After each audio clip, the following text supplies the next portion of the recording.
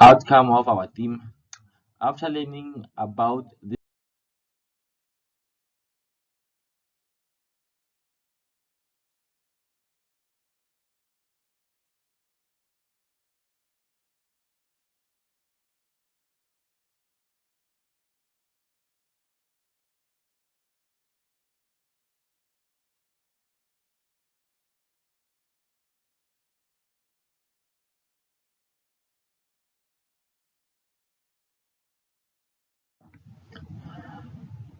a policy is a course of action proposed by a different organization for controlling infectious illness in an early childhood institution.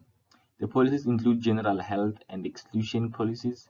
Well-being of a child includes preventative health, which recognizes the ability of individuals to reduce any factor that threatens personal wellness.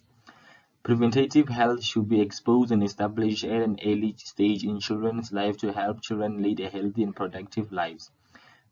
The young child concept include the children's development and growth.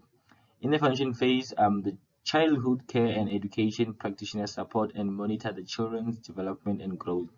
Growth refers to the many physical changes that occurs as the child matures, while development include physical, emotional, cognitive, mental, and social abilities.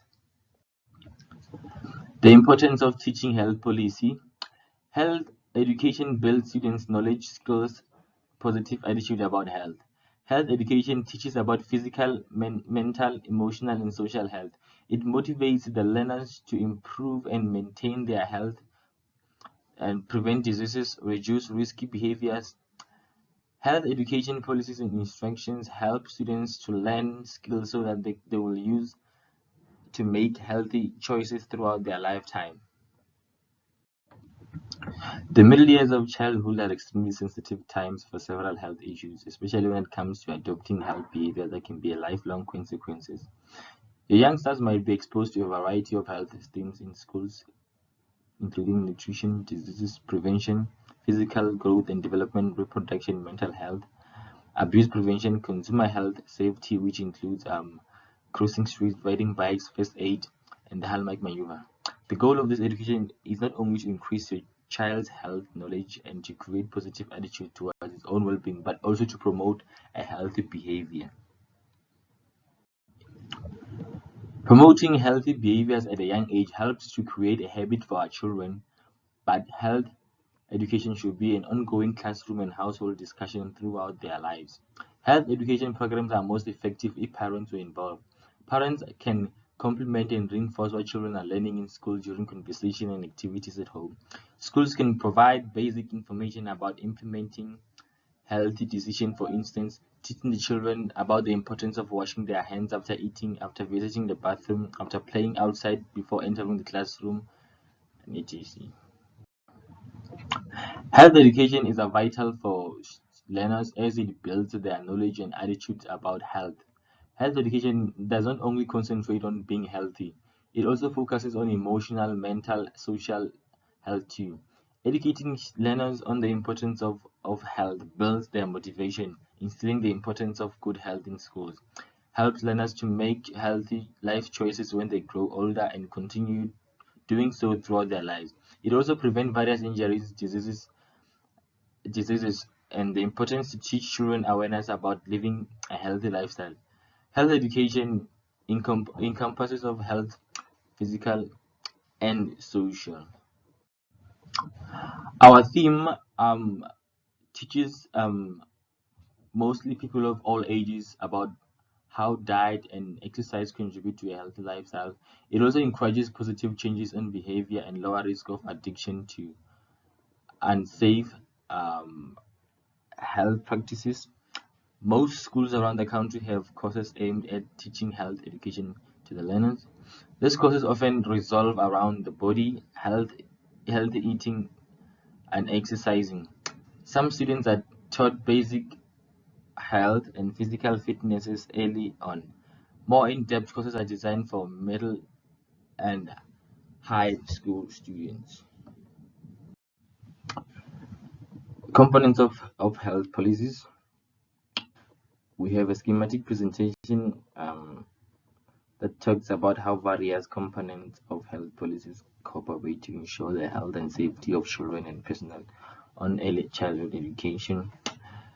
This schematic presentation consists of maintaining of outdoor and indoor activities, admission policies, water for food preparation, hand washing policy, glove policy, nappy changing, toileting, non-sharing of personal items, cleaning routines, toys, pets, plants, exposure to blood, disposing of contaminated items, pest control, provision for insurance or for staffs, children, buildings, and equipment, provision for children with special needs, rules for the safe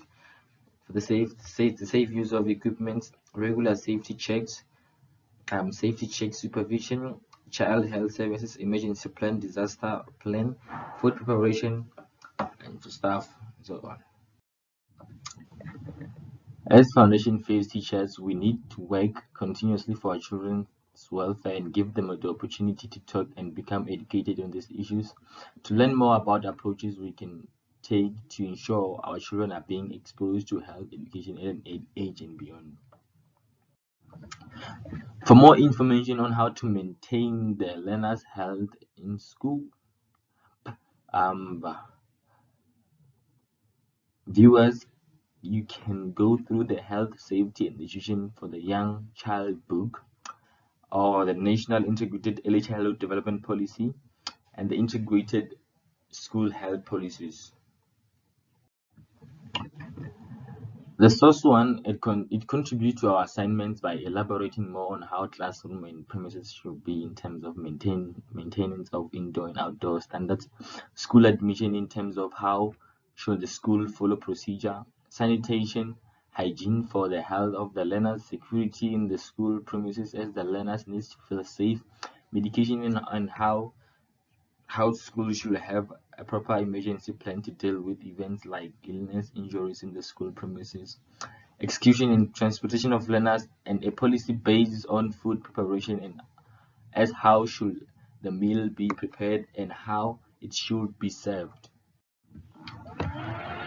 So Stu, it contributes to our assignments by explaining how to ensure the universal availability of and equitable access to early childhood development services throughout a national integrated system, which enables and compiles the fulfillment of the early childhood development roles and responsibilities of relevant role players.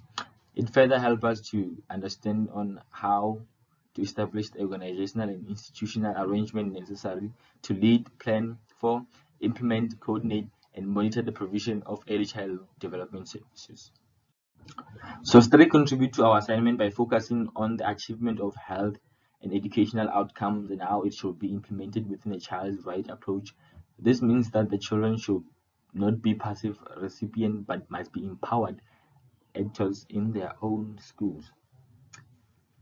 Integrated school health policies, the integrated health school policies, ensuring that appropriate assessment, treatment, care, and support services are available and accessible to all learners who are identified as requiring them.